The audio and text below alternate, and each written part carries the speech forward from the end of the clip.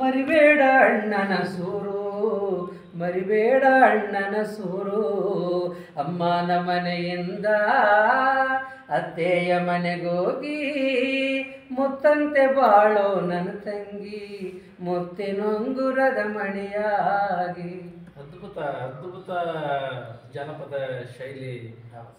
ಅವರೇ ದಾಟಿಯಲ್ಲಿ ಆಡೋದ್ರಿಂದ ಅವರು ತುಂಬಾ ಜನ ಭಾಳ ಹಳ್ಳಿ ಮಂದಿಗೆ ಭಾಳ ಹತ್ತಿರ ಆಗತ್ತೆ. ಈ ಸಾಹಿತ್ಯ ಇದೆಯಲ್ಲ ಭಾಳ ಹತ್ತಿರ ಆಗತ್ತೆ ಅವರಿಗೆ, ಅಣ್ಣ ತಂಗಿಯ ಒಂದು ಇದು ಸಾಹಿತ್ಯ ಇದಾದ ಸಂಗೀತ ಕ್ಷೇತ್ರದಲ್ಲಿ ಜಾನಪದ ಇಷ್ಟನೋ ಅಥವಾ ನಿಮ್ಗೆ ಯಾವ ಯಾವ ನಾನು ಮೊದಲಿಂದ ಚಿಕ್ಕ ವಯಸ್ಸಿನಿಂದ ಸಹ ಜಾನಪದ ಹಾಡುಗಳನ್ನು ಹಾಡಿ ಬೆಳೆದಂಥವ್ರು ಸರ್. ಬೇರೆ ಬೇರೆ ಕಾಲೇಜು ದಿನಗಳಲ್ಲಿ ಭಾವಗೀತೆಗಳನ್ನು ಹಾಡಿದೆ, ವಚನ ಗೀತೆಗಳನ್ನು ಬಸವಣ್ಣವರು, ಆಮೇಲೆ ಪುರಂದರದಾಸರ ದಾಸರ ಪದಗಳು, ಆಮೇಲೆ ಶಿಶುನಾಳ ಶರೀಫರ ತತ್ವ ಪದಗಳು.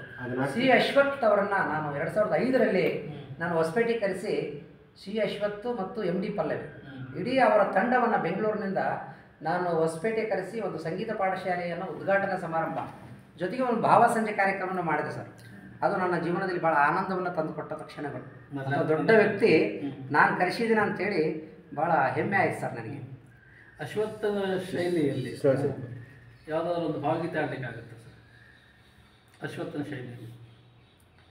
ಅಶ್ವಥ್ ಅವರ ಶೈಲಿಯಲ್ಲಿ ಅವರು ಫೇಮಸ್ ಹಾಡು ಇತ್ತೀಚೆಗೆ ಒಳಿತು ಮಾಡೋ ಮನಸ ಅವರೇ ಹಾಡಿರೋ ಮೂಲ ಗಾಯಕರು ಸರ್ ಅವರು. ಆಮೇಲೆ ಇವರು ಹಾಡಿದರು ನಮ್ಮ ನೀ ಹಿಂಗೆ ನೋಡಬೇಡ ಅವ್ರ ಶೈಲಿಯಲ್ಲಿ ಹೇಳೋಕ್ಕಾಗುತ್ತೆ ಸರ್?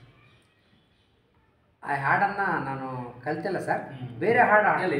ನಿಮ್ಗೆ ಯಾವ್ದು ಅನುಕೂಲ ಆಗುತ್ತೆ?